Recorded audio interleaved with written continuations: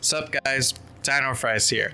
And according to a poll I ran on Twitter a little while ago, mages are the most picked class when it comes to RPGs. So I'm guessing Devolver Digital saw this since I'm very popular on social media because not too long ago, they dropped a demo for their upcoming sandbox survival game, Wizard with a Gun.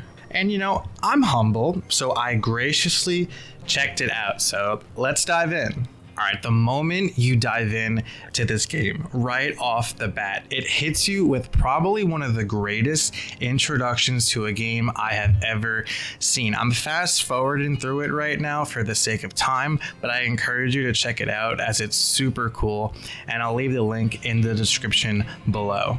Anyway, after you're fired up from that tight, dope cutscene, you make a character. The customization isn't crazy, but it's good enough to tailor your wizard to your own liking. I like when games give you these options instead of just giving you the default character. Like, just even if you just let me change their hairstyle and maybe just like 3 or 4 clothing options, like that's good with me. I like when games just give you this little bit of customization, so I like that. And then boom, you're off on your own while your hand continues to be held as you're taught more and more about how the game Wizard with a Gun works. But basically, you're a wizard and you have a gun. What's so hard to understand? I mean, seriously, like you just run around and shoot fools. And actually the combat feels very, very good. I'm not particularly a fan of twin stick shooters, but moving around with WASD and shooting with my mouse, it felt quite smooth. The moving and the firing felt responsive, and dodging incoming attacks felt challenging but fair. I liked the combat quite a bit. It felt really fun to just fight enemies. So the reason you're fighting enemies, you're exploring this place called the Imperium that's full of destructible environments and bad guys. And at first I was like, cool, I can shoot down a tree and get wood because punching it takes way too long. But then I was like, hang on, I'm just wasting ammo. And you need that ammo since you can't really deal damage without your bullets from what I gathered. So you have to cut your exploration short and refill when you run out. And like I said, you need those bullets to shoot at monsters, minions, and chaos rifts. They all are different types of enemies and they drop different materials used for crafting. And then the chaos rifts are important because they drop this stuff that basically you kill them and it extends the timer. You have a timer on the top of your screen, and that's like the worst part of Wizard with a Gun in my opinion, because when that timer runs out, the world ends.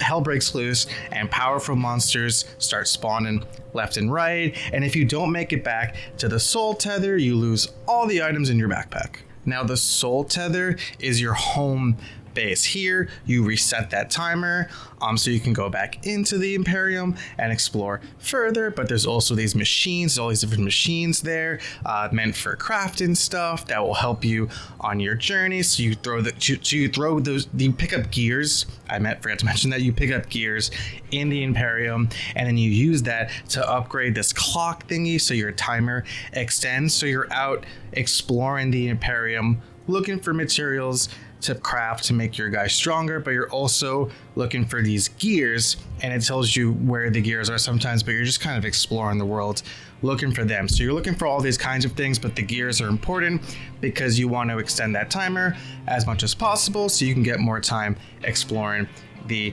Imperium. And then besides the gears and the timer, you get these materials from the world, from the trees, from objects, from just breaking stuff down, and then the enemies drop stuff as well, and you use those to make armor, create bullets, upgrade stuff, yada yada yada, your typical RPG stuff. And besides just fighting enemies, when you're out in the Imperium, you also scan structures you haven't seen before with this thing called the First Edition. It's like a book you hold to unlock the ability to build those structures, like build that stuff. So you get machines in your home base that they give to you at the start, but then you unlock more and then you install them as long as you have the necessary materials. Also, you would collect Arcana, which is money, and you spend that when crafting as well, the currency for the game. And yeah, I mean, that's the gameplay loop, I think.